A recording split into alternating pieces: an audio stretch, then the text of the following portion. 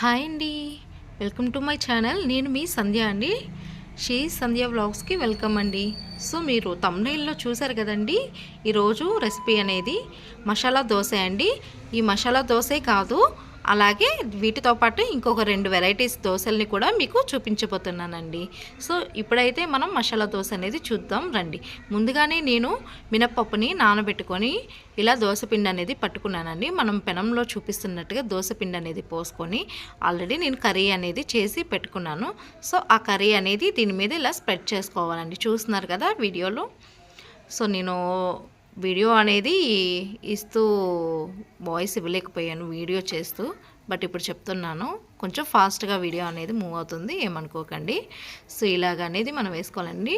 ఇప్పుడు దీన్ని సన్నని మంట మీద కాల్చుకోవాలండి. మనం ఎప్పుడు కూడా దోశ అనేది సన్నని మంట మీద కాల్చుకుంటేనే మనకి మొత్తం అంతా కూడా మంచిగా కాలుతుందండి.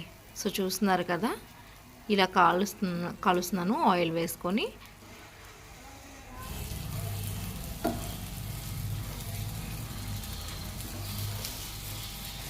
చూస్తున్నారు కదండి, దోశ అనేది ఇలా కాలిన తర్వాత దీన్ని ఇప్పుడు తీసేసుకుంటున్నానండి. కనిపిస్తుంది కదండి, మనకి మంచి కలర్లో వచ్చింది దోశ అనేది. చాలా క్రిస్పీగా ఉంటుందండి ఇలా ఉంటే దోశ.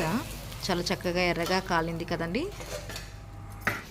సో రెండో రకం దోశ వచ్చేసి మునగాకుతో వేస్తున్నానండి. చూస్తున్నారు కదా, మునగాకు అనేది నేను ఇప్పుడే కోసి తీసుకొచ్చానండి. ఆల్రెడీ కడిగేసేసి క్లాత్తో తుడిచి పక్కన పెట్టుకున్నానండి. సో ఇప్పుడు వలుచుకుంటున్నాను మొత్తం అంతా కూడా.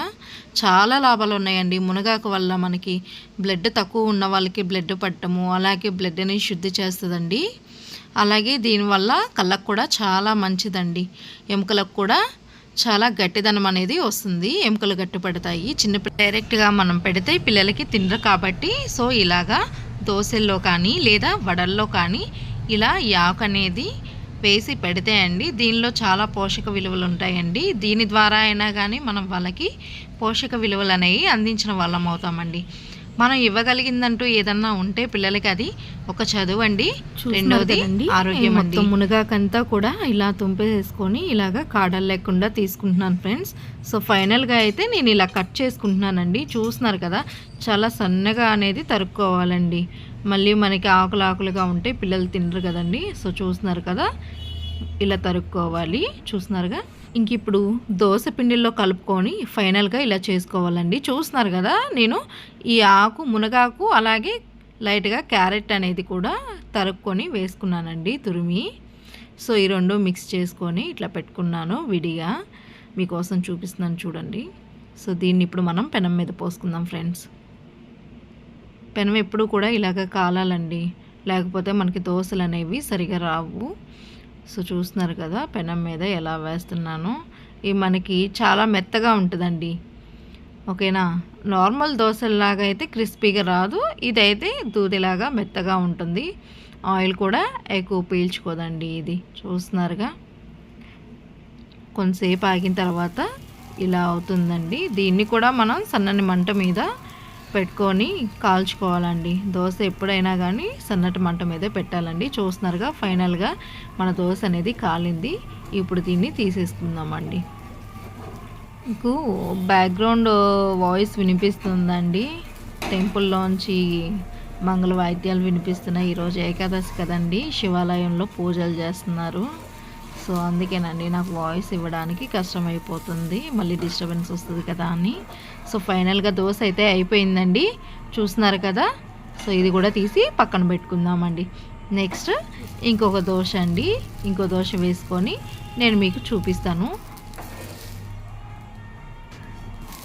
ఇక అదే దోశ పిండండి నార్మల్గా వేస్తున్నాను, ఇందులో ఏమీ కలపలేదండి, ఓకేనా. చూస్తున్నారు కదా, ఇలా పెనంలో చూపించినట్టుగా దోశ పిండి అనేది ఇలా పోసుకుంటున్నాను. దీనిలో ఇదేంటంటే అండి, ఈ దోశ వచ్చేసి ఆనియన్ దోశ అండి నేను చూపించేది ఇప్పుడు మూడోది. సో ఇట్లాగా దోశ పెనం మీద పోసుకొని ఆయిల్ అనేది వేసుకొని ఇందులో ముందుగానే నేను ఉల్లిపాయ పచ్చిమిర్చి అనేది సన్నగా తరిగి పెట్టుకున్నానండి. చూస్తున్నారు కదా, సో ఈ ఉల్లిపాయ పచ్చిమిరపకాయ అనేది ఇలా సన్నగా తరుక్కొని పైన మనం వేసుకోవాలండి. చాలా తక్కువ టైంలో అయిపోతుందండి ఈ దోశలు కూడా. మనకి 3 దోశలు, ఎందుకంటే మార్నింగ్ టైంలో పిల్లలకి ఏది కావాలంటే అది వేసి పెట్టాలి కదండి. మరి ఒక్కొక్కరికి ఆనియన్ దోశ ఇష్టం, ఇంకొకరికి మసాలా దోశ ఇష్టం. అట్లా మన పిల్లలకి ఏ దోశ కావాలంటే ఆ దోశ వేసుకోవాలండి. సో ఇప్పుడు చూపిస్తున్నాను కదండి వీడియోలో, ఇలా ఉల్లిపాయ ముక్కల్ని పైన అంతా కూడా వేసుకోవాలండి. దీన్ని కూడా సన్నని మంట మీద పెట్టుకోవాలి. ఫైనల్గా మన దోశ అనేది ఇలా కాలిందండి. సో ఇప్పుడు దీన్ని తీద్దామండి. చూస్తున్నారు కదండి, మంచి కలర్లో వచ్చింది, బ్రౌన్ కలర్లో. ఎప్పుడు కూడా మనకి దోశ అనేది ఇలా ఎర్రగా కాలాలండి. ఇలా ఎర్రగా కాలితేనే మనకి టేస్ట్ అనేది బాగుంటుందండి. సో దీన్ని అయితే ఫైనల్గా తీసేసుకున్నాం. ఎలా ఉందో వీడియో నచ్చితే లైక్ చేయండి, షేర్ చేయండి, సబ్స్క్రైబ్ చేయండి. హాయ్ అండి, ఫైనల్గా మనం వేసుకున్న దోశలు ఇగోండి చూడండి. అది మునగాకు దోశ అండి. చూస్తున్నారు కదా ఎంత మెత్తగా ఉందో, చాలా సాఫ్ట్గా. ఆ పక్కన పల్లీల చట్నీ, అలాగే ఆవకాయ పెట్టానండి మా వారికి. మా వారు చాలా ఇష్టంగా తింటారు అలా. సో చూస్తున్నారు కదండి, లోపలంతా కూడా ఉడికిపోయి మనకి చక్కగా కనిపిస్తుంది. చాలా చక్కగా ఉంది, చూస్తున్నారు కదండి. సో రెండో దోశ వచ్చేసి ఆనియన్ దోశ అండి. చాలా చక్కగా మనకి క్రిస్పీగా ఉంటుందండి. చూస్తున్నారు కదా, చాలా చక్కగా దోశ అనేది ఎర్రగా కాలిందండి. చూస్తున్నారు కదండి, చాలా బాగుంటుందండి. సో మూడోది వచ్చేసి మన స్పెషల్ అండి, ఆంధ్ర స్పెషల్ దోశ, మసాలా దోశ. సో చూస్తున్నారు కదా, చాలా చక్కగా మొత్తం అంతా కూడా ఎలా ఉందో. సో ఫైనల్గా మా వారు టేస్ట్ చేస్తున్నారండి, ఎలా ఉందో చెప్తారు మనకి. సూపర్.